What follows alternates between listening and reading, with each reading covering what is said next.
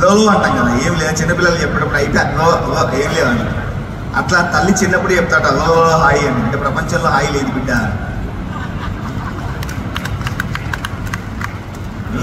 ఉయ్యాలలో వేసి వెన్ను తడుతూ ఊపుతుంటే మనం హాయిగా నిద్రపోతుంటే ఊపుతుందేమో అనుకుంటాం, కానీ కష్ట సుఖాల మధ్య, ఆటుపోట్ల మధ్య, గెలుపుకు ఓటమికి మధ్య ఊగిసలాడే బతుకు బిడ్డ నేనున్నా వెనక ధైర్యం ఉండు అని చెప్తుందట.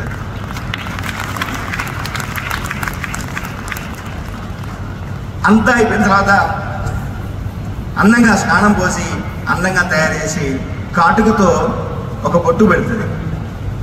దిష్టి తగ్గాలనో నా పాపను అందంగా ఉండాలని కాదట, అందరూ పోయాక మిగిలేది మషే బిడ్డ అని చెప్తుందట. అంతకు మించిన ఫిలాసఫీ జోలపాటలో తల్లి మనకు చెప్తుంటే ఇంకా ప్రపంచంలో ఇంకేముంది. నేను దాన్ని స్ఫూర్తిగా తీసుకొని శివతత్వాన్ని చెప్పుకుంటూ ఒక పాట రాశాను నేను. కన్నులెందుకయ్య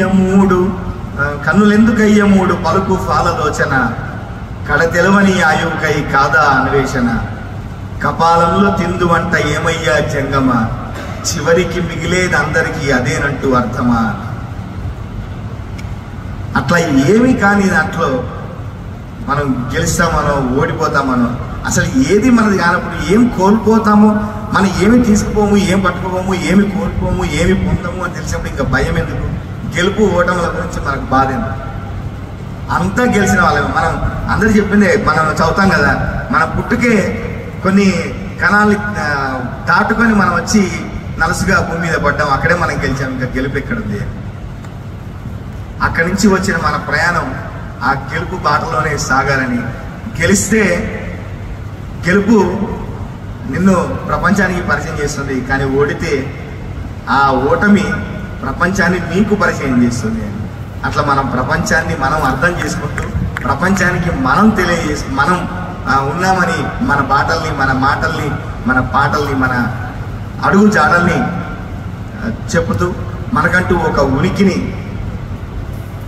నిర్మించుకొని మనం ఈ లోకం నుంచి, ఈ వేదిక నుంచి నిష్క్రమిద్దామని మనస్ఫూర్తిగా చెబుతూ, ఈ మధ్యకాలంలో ఒక డార్లింగ్ అనే ఒక చిత్రం కోసం నేను ఒక మంచి లైన్ రాశాను.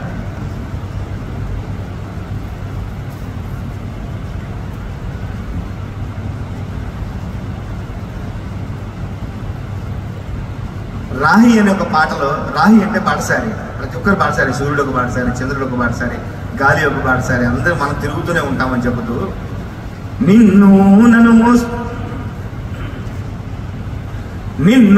నన్ను మోస్తూ తన వల్లో దాస్తూ ఈ భూమి అలసిపోయానందా,